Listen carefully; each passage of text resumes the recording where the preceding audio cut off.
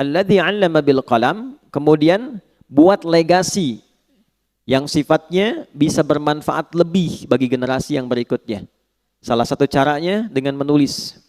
Ya. Yang belajar ini usahakan punya catatan. Dicatat itu lebih terikat ilmunya dibanding sekedar dihafalkan. Nanti yang tercatat, dirumuskan, diruntutkan, ke depan bisa jadi bacaan. Walaupun orangnya sudah tidak ada, meninggal misalnya, tapi kitabnya masih ada, maka disitulah kemudian namanya akan abadi. Keabadian itu yang memuliakan Allah. Imam Syafi'i nggak pernah kita lihat, ya kan? Nggak pernah berjumpa, nggak pernah. Masanya berbeda. Tapi karyanya sampai sekarang masih bisa kita akses dan dengan itu beliau dimuliakan keabadiannya. Karena itu orang-orang bijak mengatakan kalau Anda masih ingin eksis sampai dengan masa depan, maka wariskan ke masa depan itu tulisan-tulisan dari karya kita yang paling baik.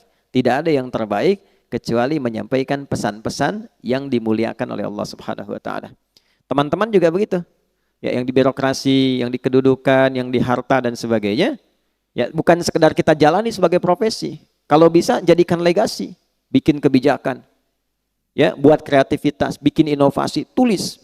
Supaya satu saat dikenang, saya pernah mengalami ini, diwariskan, minimal anak cucu bisa baca. Oh, dulu saya kenal kakek itu begini. Ya, bukan cuma lihat fotonya. Ya kan? Wah, kakek ganteng juga ya. Oh, ternyata pernah main sinetron, ganteng-ganteng serigala gitu kan. Repot juga ya. Kita bikin tulisan lebih bagus, terukur ya. Balik, 'allamal insana ma lam ya'lam.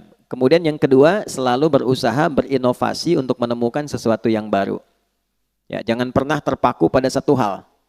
Cari sesuatu yang baru, bikin kreativitas sehingga lebih berwarna. Nah, cara menemukan ilmu yang baru itu kita sampaikan, itu kuncinya dua. Satu, rajin mendekati Allah, ya kan? Kita sudah ambil dalilnya di Quran surah 18 ayat 65, ya kan? Fawajada 'abdan min ibadina atainahu rahmatan min 'indina wa 'allamnahu min ladunna ilma. Khadir yang dimaksud di situ. Abdan itu sifat bagi orang yang rajin ibadah.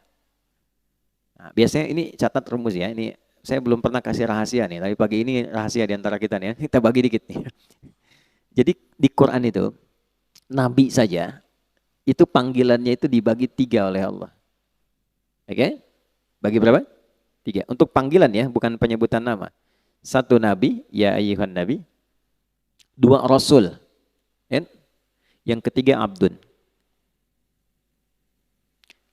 Kalau misinya adalah pesan untuk menyampaikan informasi di lingkup pribadi dan keluarganya. Ada yang sifatnya khusus, ada yang bisa kita tiru. Itu panggilannya biasanya nabi. Tapi kalau sifatnya informatif untuk semua, informasinya semua akses, itu rasul. Jelas? Tapi kalau disebutkan sifat ibadah beliau yang demikian tinggi, itu panggilannya abdun. Menariknya, tidak ada satupun nabi dalam Al-Quran yang disebutkan kata abdun kecuali bersanding dengan keistimewaan. Ya. Pokoknya kalau sudah abdun pasti nikmat, ni'mal abdu innahu, dan seterusnya. Ya.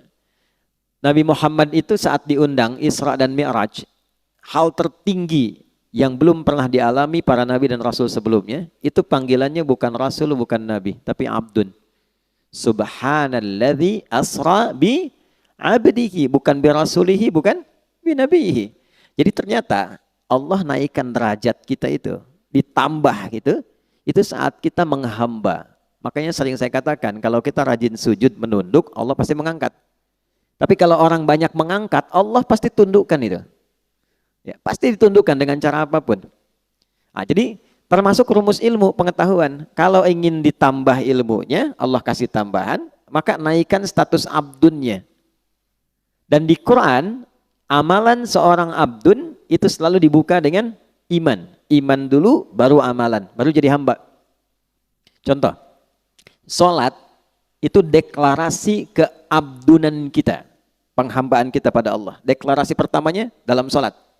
Karena itu kita katakan iyyaka na'budu wa iyyaka nasta'in. Ya Allah, kami sekarang hamba sebagai abdun. Kan? Dan kami mohon pertolongan darimu. Itu pertama kali kita katakan dalam sholat.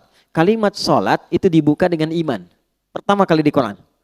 Al-Baqarah ayat 3. Alladzina yu'minuna bil ghaibi wa yuqimunas sholah. Iman dulu baru sholat.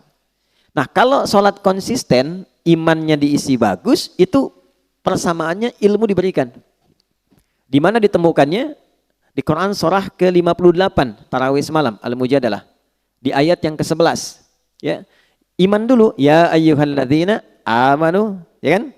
Perhatikan kalimatnya. Ya ayyuhalladzina amanu idza qila lakum tafassahu fil majalisi fafsahu yafsahillahu lakum. Wa idza qila lakum unshuzu syuzu. Yarfa'illahu alladzina, iman dulu, amanu minkum walladzina utul ilma darajat.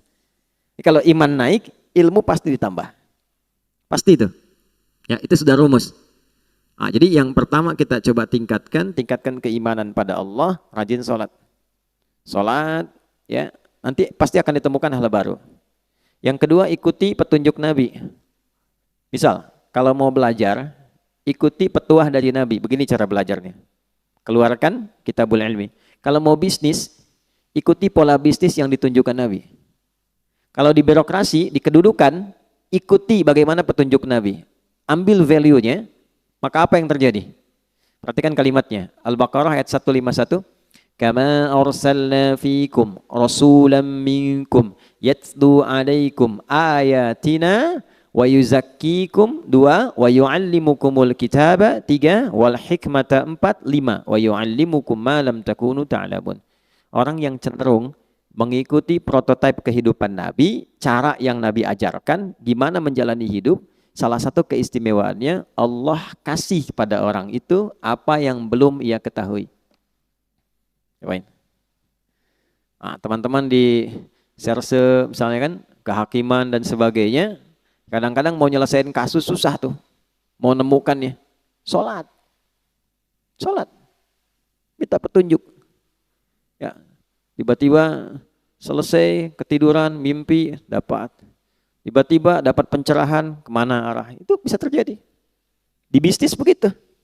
Ya, begitu diikuti polanya, Abdurrahman bin Auf tuh dari mana sih modal pakaian datang ke Madinah? Dalam 3 tahun kok jadi orang kaya, kemudian valuasi hartanya di awal sampai 923 miliar dolar. Dihitung sekarang itu. 14.700 triliun. Nabi wafat, kita coba riset itu kurang lebih valuasinya 72.000 triliun. Ya. Dan termasuk satu di antara 10 orang masuk surga.